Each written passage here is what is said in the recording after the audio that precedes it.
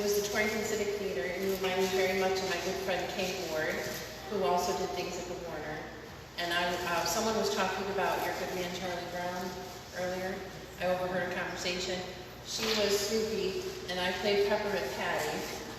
And I was originally a blonde, and they wanted me to wear a wig, and I said, I'm not wearing someone else's hair. Like, it just felt strange. It was the first time I dyed my hair, and I went red. So that was kind of fun, but doing musical theater was so much fun, and it just made me think of that. Also, if I'm ever a patient of yours, you are required to sing to wake me up. I will play that I'm asleep just to make it happen. So I have just a couple of quick notes before I read some pieces. Very exciting news. Last time, 3 weeks ago, my book was not out yet. It's now out. It's available on, thank you. Second one since April 2023. First one was Cadence, which I'll be reading a short piece from. Behind the Blue came about because I was working on Cadence, which was 30 years of poetry that came together finally. And I realized I had pieces that didn't really fit in Cadence, so it was another book that came to be.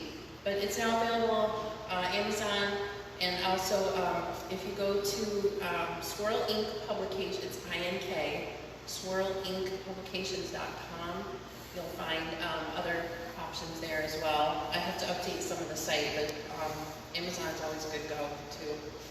Another kind of fun piece of news is I put in 3 pieces to the Connecticut Bards anthology call for poets, and out of 3, 1 got chosen, and it's actually one from Cadence, so I'm excited about that.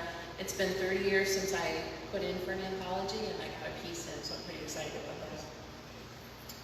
So the piece I'm going to read from Cadence is the one that's being put in the anthology. Also, another poet, Joe, I can never pronounce his last name, begins with an A. He's performed here before. It's an Italian name, I can't remember it. Yes. I'm Italian too, so it's like another A. But he's got a poem going in as well. So, yes, so it's nice to be in company I'm familiar with, which is a cool thing. So this one is called You Define Me, and the me's in quotes because it's really you defining who you are. And this came about, let's see, that would have been March 2023. I was in the final bits of doing the book, and there was a lot of conversation, as now, about pronouns and people needing to find their identity and bullying just in general and all this kind of stuff. And I thought, you need to define who you are and then just flow with that. And that comes about no matter what age you are, no matter what identity you're looking at, whether it's a singer, whether it's being a nurse, whether it's being a writer, whether it's being what your career is or who you are and your character. You define who you are, and that will settle for you anything that comes at you or towards you. So this is where this came about. You define me. Words matter. Words have power. The words used to define you should be of your own choosing. Words make up blessings, curses, spells, prayers, wishes, greetings, truths, lies.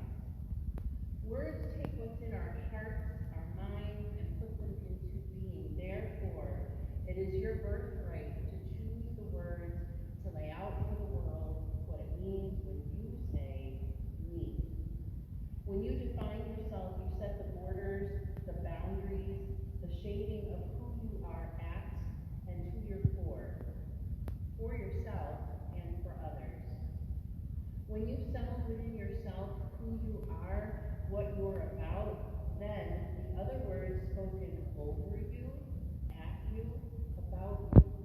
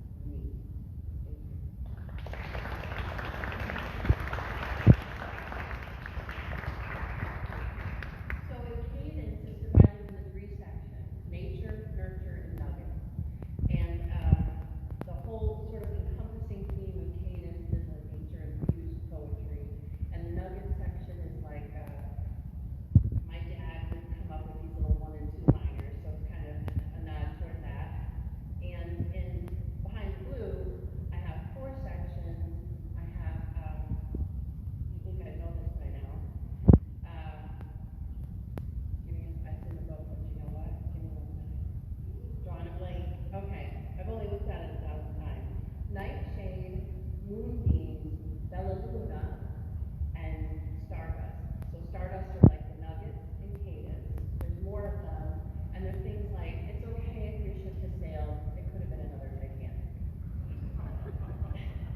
So I won't be reading short ones, but the theme behind Time of Blue is, I shared this in my headline, but it's what's more what like behind my blue eyes, what I see, what I take in, what's coming out of what I see and take in. Whereas Cadence was more of a reflection of looking at nature and learning from it and appreciating it and sharing some of that out. This is a lot of personal, like what I've gone through and moving from darkness to light. So the first section, a little darker, heavier than even my sister was like, whoa, that's not what I'm used to hearing you read and write. And then it moves through to taking you out of the shadows. So I'm going to spare the dark stuff because certainly we all have enough of that going on in the real world. And I'm going to read some from Moonbeams and Bella Luna. And then each section has a header. So like the first one, Nightshade, has a section header that says, in the night there are shadows of shadows. And that sort of leads you into what's coming up. And so each section has a little lead in to give you an idea what to expect. And this also has graphics, which I'm really excited because I picked out royalty-free illustrations from Canva. And I only picked them and put them in if they suited what illustrated better for the poem. I didn't just throw things in. So I had a lot of fun working on it. I did it while I was out recovering from surgery, so that was a good thing to do. So this one, if they're not titled, the first line of the poem is in bold. So as I read this, this is one where the first line is picking us up. First, he made my bed for me. Now he's roasting a chicken for us. Then there are dishes to be done and laundry to be sorted. He simply showed up for me, even as his own cold lingers, even as he worked multiple double shifts over several days. He said he wanted to see me so badly, to have me in his sight, to do what he could for me, to bring me comfort. And so here he is, asking what needs to be done, asking what he can help me with, and then doing it. Me with sciatic pain flaring again, leaving me feeling defeated. Me with a memorial event tomorrow, the one I've been preparing to leave for months. Me flat out on the heating pad he set up for me to rest on, as he handles one mundane but necessary task after another. Him being here out of his own accord, out of his love for me, out of his need to show me the love he has for me, put all of it together, and my day has been redeemed. I promise, if I could dance right now, I would. I promise, as soon as I can dance again, I will. Thank you.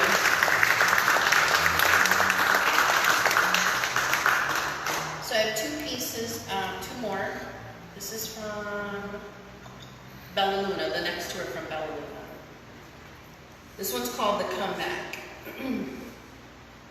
I believed in someone and their professed love for me. I believed despite knowing what I do about life.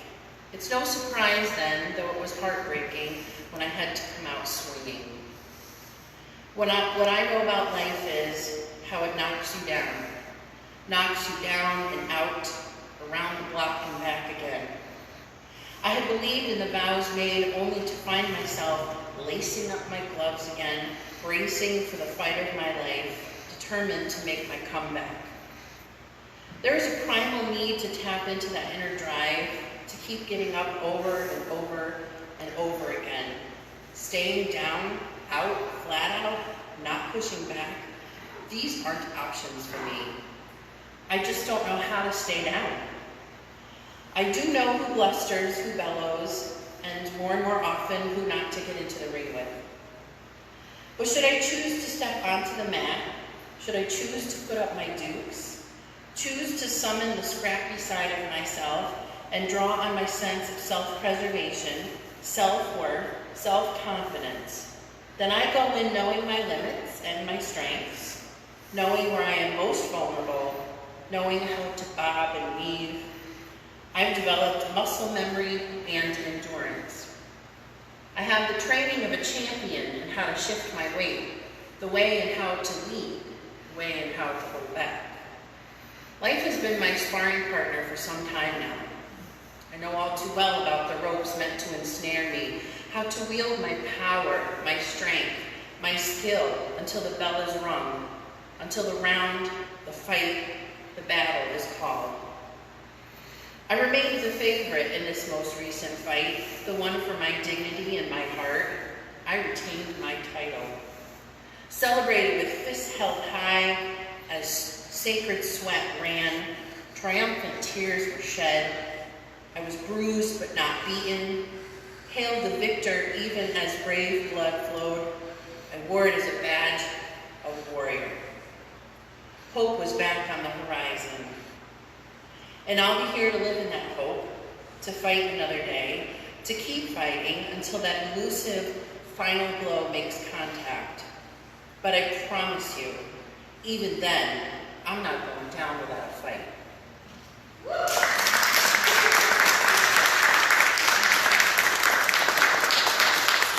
So all that one was about a broken heart to a point of my comeback. My sister went through something similar, and we were talking about it, and I said, that's actually another poem, Thrive, in the book, is, I've heard like songs and people say, oh, thank you for breaking my heart because it propelled me in this direction. No, I don't want my heart broken. But since you did, here's how I'm responding. And so that was, about heartbreak, but also I mentioned a couple times at different open mics recently that I had cancer. I did for a week, and they came in and took it out. But that's also how I felt when I was writing. Like I'm gonna keep fighting and come out swinging. You can't take me down that easily. That's not gonna happen. For a minute I thought it might, but it didn't. Okay, this one I'm gonna leave on a sort of hopeful, positive note. It's called When You're Ready. When will you lift your face to the sun? Open your arms to the sky. Lift open hands to the moon. Peer in wonder again at the stars. Stand tall on the sand. Take your time, but also know that when you're ready, the wind waits to enfold you, to hold you, and to dry your tears. When you're ready, the universe will carry your grief as a sacred offering of their memory in their honor. When you're ready, bring all that's been broken, everything shattered, shards and dust alike. When you're ready, gather it all up, carry them close to you, heal as you go while still sharing in all that is ahead. When you're ready, lift your face to the sun, open your arms to the sky, lift open hands to the moon, peer in wonder again at the stars, and once again, stand tall on the sand. Thank you.